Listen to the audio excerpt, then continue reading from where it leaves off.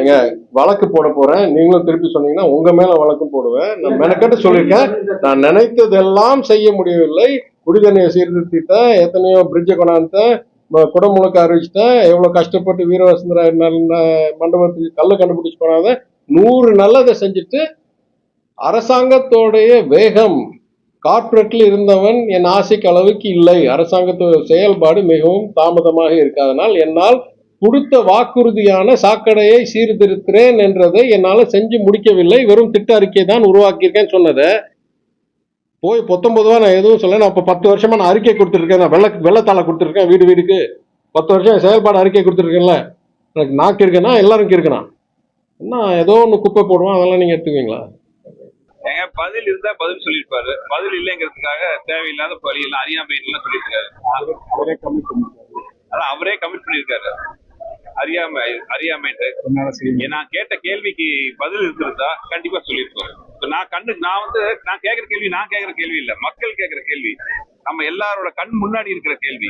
குண்டு குழிமான சாலைகள் நான் சொல்லி தெரியணும்னு அவசியம் இல்லை. சாலையில வர கழிவுநீர் நம்ம கண்ணுக்கே தெரியுது. கழிப்பறை இல்ல, வர்ற மதுரை மீனாட்சி அம்மன் கோயிலுக்கு வர மக்களுக்கும் பக்தர்களுக்கும் ஒரு கழிப்பறை வசதி கிடையாது, பார்க்கிங் வசதி கிடையாது, ஒரு சுகாதாரம் இல்ல. வைகை யாரு பார்த்தா குப்பை யாரா மாறிட்டு இருக்கு. இதெல்லாம் நான் சொல்லிதான் தெரியும்னு அவசியம் இல்லை. இதனால அறியாமையில நானா கேட்கணும், சின்ன குழந்தை கூட கேட்கும். இதை கேட்டா அறியாமை ஆகும்னா ஒரே ஒரு காரணம், வெளியூர்ல வந்தேன். உள்ளூர்ல இருந்துட்டு என்ன தப்பு நாங்க இவ்வளவு வருஷமா 2 டேம் எம்எல்ஏ, போன டைம்ல ஃபைனான்ஸ் மினிஸ்டர், சர்வ அதிகாரம் மிக்க ஒரு மினிஸ்டரா இருந்துட்டு மதுரைக்கு செய்ய வேண்டிய ஒரு அடிப்படையான நலத்திட்டங்கள் உதவியே பண்ணல. நீங்க பெரிய பெரிய விஷயத்தெல்லாம் விட்டுருங்க. நீங்க தொழிற்சாலை கொண்டு வரல, அது வரலன்னு நம்ம குற்றம் சொல்லல. நான் முதல் காரியமா மக்களுக்கு தேவையான அடிப்படை தேவைகளே நிறைவேற்ற முடியாத அவர் என்ன பார்த்து அறியாமைன்னு சொல்றாரு. நான் கேட்கிற கேள்வி மதுரை தொகுதியில் இருக்கிற சின்ன குழந்தையோட கேட்கும். இதுக்கு பெரிய படித்த அறிவு அமெரிக்காலையும் லண்டன்லயும் போய் இருக்குது, படிச்சுட்டு வந்தா கேட்கணும் அவசியம் இல்லை. அறிவு இருக்கிற எந்த மனுஷனும் கேட்க முடியும். நான் நிறைய திட்டங்கள் செய்யணும்னு ஆசைப்பட்டுதான் வந்தேன். அரசோட நிர்பந்தங்கள் சில காரணங்களால இது செய்ய முடியல. இது நான் வெளிப்படையா சொல்லவும் முடியாது அப்படின்னு. இது ரொம்ப சந்தோஷமான விஷயம். அவரோட இயலாமையை அவரே ஒத்துட்டு இருக்காரு. இதுதான் நான் சொல்ல முடியும். 10 வருஷமா இந்த தொகுதியோட எம்எல்ஏ, 5 வருஷமா அந்த தொகுதியோட அமைச்சரா இருந்து உங்களால எந்த காரியமும் பண்ண முடியலன்னா இனிமேல் நீங்க என்ன பண்ண போறீங்க? ஒண்ணுமே பண்ண முடியாது. இத்தனை வருஷமா பண்ண முடியாதவரு இன்னும் புதுசா பண்ண போறீங்க. அவரோட இயலாமே அவரே ஒத்துக்கிட்டாரு. ஆனா ஒரு நல்ல விஷயத்தையும் சொல்லியிருக்காரு. உங்களுக்கு முடியலன்னா ஒரு நல்ல வேட்பாளரை பார்த்து ஓட்டு போடுங்க, அவரே எங்களுக்கு ஆதரவா பேசியிருக்காரு. கண்டிப்பாக. ஏன்னா அவருக்கு இப்போ தனக்கு போட்டியே இல்லைன்னு இருந்தவர் பாத்தீங்கன்னா எலெக்ஷனுக்கு முன்னாடியே எல்லா வீட்டுக்கும் சேர் வந்திருக்கு, உடஞ்ச சேர். தான் நாற்காலியை காப்பாத்து எல்லாருமே உடஞ்ச நாற்காலி அனுப்பிச்சிருக்காங்க. நேற்று என் மேல அவதூறு பிரச்சாரங்கள், நான் சொல்லாதெல்லாம் சொன்னேன்ட்டு, மதுரை சுத்தி இருக்கிற கரீஸ் கடையெல்லாம் நான் மூட சொல்வேன்ட்டு ஒரு பொய் பிரச்சாரத்தை முன்னெடுத்திருக்காங்க. இதெல்லாம் நான் சொன்னேன்னா திமுக காரங்க சொல்றாங்க அவதூறு பிரச்சாரம் நான் சொன்னேன். இதுவே அவங்க பயத்துக்கான ஒரு முதல் படின்னு நாங்க சொல்றோம். அவங்கள தவிர வேற யார் சொல்லுவா? சொல்லணும்னா அவங்க தான் சொல்லணும். இந்த மாதிரி என் மேல அவதூறு பிரச்சாரம் பண்ணணும்னா திமுக காரங்க தவிர வேற யார் சொல்ல வேண்டியிருக்கும்? தோல்வி பயத்துல அவங்க தான் சொல்லிட்டு இருக்காங்க. எல்லாருக்கும் சேர் பரிசா கொடுக்குறாங்க, ஏன் நான் சொல்லாதெல்லாம் சொல்றேன்னு சொல்றாங்க. இதுல இருந்தே தெரியுது எங்களோட வெற்றி எந்த அளவுக்கு பிரகாசமா இருக்கு. வேற என்ன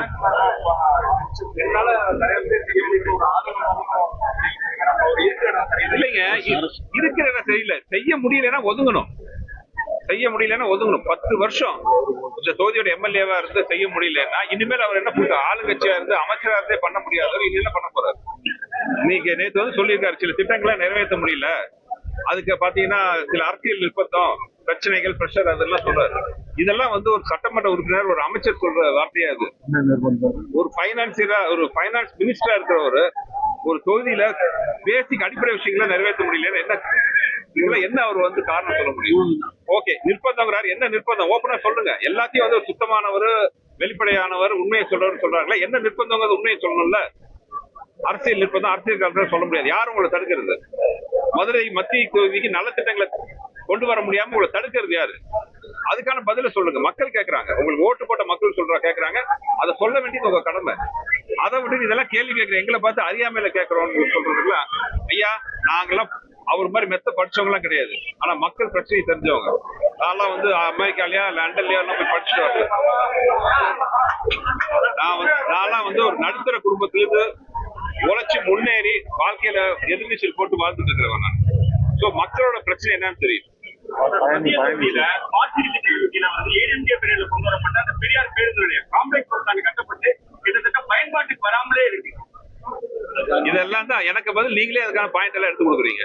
மதுரையில் இருக்கிற நலத்திட்டங்கள் எல்லாம் பாத்தீங்கன்னா போன அதிமுக ஆட்சியில் அம்மா ஆட்சியிலையும் எடப்பாடியார் ஆட்சியிலையும் செல்லூர் ராஜா அண்ணா இங்க வந்து மாவட்ட அமைச்சரா இருந்த காலத்திலையும் உருவாக்கப்பட்டதுதான். அது வைகை நதியை சுத்தி இருக்கிற சோர்களாகட்டும், தடுப்பு சோர்கள் ஆகட்டும், மீனாட்சி அம்மன் கோயில சுத்தி போட்ட நடைபாதைகள் ஆகட்டும், சோலார் லைட் ஆகட்டும், மல்டி லெவல் கார் பார்க்கிங் ஆகட்டும், பெரியார் பஸ் ஸ்டாண்ட் ஆகட்டும், இப்ப வந்து திறந்து வச்சாங்களே பாலங்கள்லாம், மேம்பாலங்கள், அது எல்லாமே பாத்தீங்கன்னா போன அதிமுக ஆட்சியில் கொண்டு வரப்பட்ட திட்டங்கள். ஸ்மார்ட் திட்டத்தின் படி மத்திய அரசு கூட சண்டையை போட்டு எந்த நலத்திட்ட உதவியும் வரவிடாம பண்ணிட்டு இப்ப உட்காந்துட்டு வேட்பாளர் சொல்றாரு, எதிர்கட்சி வேட்பாளர் சொல்றாரு, என்னால எந்த நல்ல திட்டத்தையும் கொண்டு வர முடியல, எனக்கு பிரஷர், அப்படி பொலிட்டிகல் பிரஷர். அந்த என்ன பொலிட்டிகல் பிரஷர்னு சொல்லணும்ல, யார் உங்களை நலத்திட்டங்களை கொண்டு வர முடியாம தடுக்கிறது யாரு? அதை சொல்லுங்க. அப்படி தடுக்கிறது உங்க கட்சிக்காரங்கன்னா ஏன் அந்த கட்சி சார்பா நீங்க வேட்பாளரா நிக்கிறீங்க? ராஜினாமா பண்ணுங்க, போட்டியிலிருந்து விலகுங்க. பண்ணக்கூடிய அந்த காலத்துல வந்து சத்துணவு திட்டம் வரும்பொழுது எல்லா அதிகாரிகளும் புரட்சி தலைவர்கிட்ட சொன்னாங்க, இது வந்து முடியாத காரியம், அப்படி இப்படின்னு எத்தனையோ காரணங்கள் சொன்னாங்க வர முடியாம இருக்கிறதுக்கு. அப்போ முதல் தலைவர் சொன்னார், ஒரே வார்த்தை சொன்னாரு, முடியாதுன்னு சொல்றதுக்கு 1000 காரணம் சொல்றீங்களே, முடியும்னு சொல்றதுக்கு ஒரு காரணம் கூட கிடைக்கல. அதுதான் இப்ப நான் கேட்கிறேன். இந்த 5 வருஷமா நீங்க அமைச்சரா இருந்துட்டு எந்த வித நல்ல விஷயத்தையும் பண்ணாம இருந்துட்டு இப்போ உட்காந்து 5 வருஷம் கழிச்சு மறுபடியும் அடுத்த எலெக்ஷனுக்கு வந்து வாய்ப்பு கேட்கும் போது என்னால எந்த நலத்திட்டையும் கொண்டாட முடியல, அதுக்கு நிறைய பிரஷர் இருக்குன்னு சொல்றாருன்னா இது என்ன? இது மக்கள் எல்லாம் வந்து என்ன நினைச்சிட்டு இருக்கான்னு எனக்கு புரியல. அதாவது ஒவ்வொருத்தரையும் மக்கள் வந்து ஒரு தடவை ஓகே போட்டாங்க, 2 தடவை போட்டாங்க, 3ஆவது தடவை ஏமாறதுக்கு மக்கள் எல்லாம் அவ்வளவு ஈஸியான இல்ல. மக்கள் சக்தி என்னங்கிறது இந்த எலெக்ஷன்ல காட்டுவாங்க. மத்திய தொகுதியில வட மாநிலத்தை சேர்ந்த தொழிலாளர்கள் இருக்காங்க, இயல்பு நிலையில் இருக்கக்கூடிய ஒரு டிராபிக் இந்த மாதிரி இருக்கக்கூடிய இடத்துல நீங்க பிரச்சாரம் மேற்கொள்ளும் போது எப்படி இருக்காங்க, என்ன சொல்றாங்க அவங்க? நான் வரும் பொழுது இது ஒரு கடுமையான போட்டின்னு நினைப்புலதான் நாங்க வந்தோம். ஆனா இங்க மக்கள் முகத்தை பார்க்கும்போது, அவங்க பேசுறதெல்லாம் விடுங்க, அவங்க முகத்தை பார்க்கும் போதே அவங்க முகத்துல ஒரு சந்தோஷம் தெரியுது, ஒரு மாற்றத்தை கொடுக்கணுங்கிற ஒரு வேகம் தெரியுது, வெறி தெரியுது. இந்த ஆட்சி மேல இருக்கிற எல்லா அதிகாரிகள் மேலேயும் சரி, அமைச்சர்கள் மேலேயும் சரி, எம்எல்ஏக்கள் மேலேயும் சரி, மொத்தத்துல இந்த ஆளுங்கட்சி மேலே வந்து அவங்க மேல இருக்கிற அதிருப்தி எல்லாமே மக்களோட முகத்திலே தெரியுது. நான் போற ஒவ்வொரு இடத்துலயும் அவங்க என்ன சந்தோஷமா வந்து எதிர்கொள்ற விதமாகட்டும், என்னை வரவேற்கிற விதமாகட்டும், என்கிட்ட சந்தோஷம் பேசுற விதமாகட்டும், நான் காட்டுறது கூட என்கிட்ட ரெட்டை இலை சின்னத்தை காட்டுறது ஒரு முறையாகட்டும், எல்லாத்தையும் பார்க்கும்போது எந்த அளவுக்கு இந்த ஆட்சியின் மீதும் இந்த அதிகாரிகள் மீது, அமைச்சர்கள் மீதும், ஆளுங்கட்சி உறுப்பினர்கள் மீதும் எந்த அளவுக்கு அதிருப்தி இருக்கான்னு தெரியுது. முக்கியமா மதுரை மத்திய தொகுதியில கார்பரேஷன் ஊழல் 200 கோடி. அதாவது நம்ம அமைச்சர், இப்ப இருக்கிற அமைச்சரை பத்தி எல்லாமே கை சுத்தங்கிறாங்க. ஆனா மதுரையும் சுத்தமா இல்ல, அவரை சுத்தி இருக்கிற ஆட்களும் சுத்தமா இல்ல. 200 கோடி ஊழல் நடந்திருக்கு. சுத்தி இருக்கிறதெல்லாம் அதை பண்ணதெல்லாம் அவங்க ஆளுங்க. அதை பத்தி எந்த வித ஒரு வெள்ளை அறிக்கையோ, அதை பத்தி எந்த வித எத்தனையோ அவர் அமைச்சர் பேசுறாரு. ஒன்னா வந்து பேப்பர்ல வந்து புள்ளி விவரத்தை வச்சு காட்டுறாரு. மக்களுக்கு தேவை புள்ளி விவரம் கிடையாது. மக்களுக்கு தேவை அவங்களுக்கு கண்ணு முன்னாடி இருக்கிற நலத்திட்ட விஷயங்கள் தான் அவங்களுக்கு தேவை. எல்லாத்தையும் புள்ளி பேப்பரை வச்சுட்டு ஏட்டு சொரக்கா கூட்டுக்கு உதவாதுன்னு சொல்லுவாங்க. அதுதான் இங்க நடந்தது. மீனாட்சி அம்மன் கோயில அவங்க அம்மா பொறுப்பெடுக்கும் போதே வந்து குடமுழுக்கு நடத்தணும் அப்படின்னு அவர் குற்றச்சாட்டு வருது. அந்த புறநகர் பணிகளுக்கு முன்னாடியே வந்து குடமுழுக்கு பண்றதுக்கான பணிகள் நடக்குது. எப்படி பாக்குறீங்க? மீனாட்சி அம்மன் அருள்ல வர்ற 4ஆம் தேதி ரிசல்ட்டுக்கு அப்புறம் அண்ணன் எடப்பாடியார் தலைமையில் ஆட்சி அமையும். எடப்பாடியார் தலைமையான ஆட்சியில் மீனாட்சி அம்மன் கோயிலோட அத்தனை திருப்பணிகளும் நல்லபடியாக நடக்கும். ஒரு பக்கம் தேர்தல் திருவிழா ஒரு பக்கம் மதுரையில உங்க தொகுதியில் இருக்கும் போது எப்படி களம் காண போறீங்க இந்த பகுதியில? மதுரைனாலே திருவிழா தானே, அது திருவிழா சீசன்ல வந்திருக்கும். மதுரையில சுந்தரேஸ்வரர் வரல, இந்த சுந்தருக்கும் மக்கள் வந்து நல்ல வாக்கு அளித்து வெற்றி பெற செய்வாங்க நம்பிக்கை. மாசி வீதிகள்ல ஒரு பக்கம் அண்ணன் மீனாட்சி சுந்தரேஸ்வரர் வளப்பட போறாங்க, நீங்க ஒரு பக்கம் பிரச்சாரம் மேற்கொள்ள போறீங்க. அதுல மக்களுடைய ஆதரவு உங்களுக்கு எப்படி இருக்குது? சுந்தரேஸ்வரரை வணங்கிட்டு இந்த சுந்தருக்கு மக்கள் ஆதரவு அளிப்பாங்க நம்பிக்கை.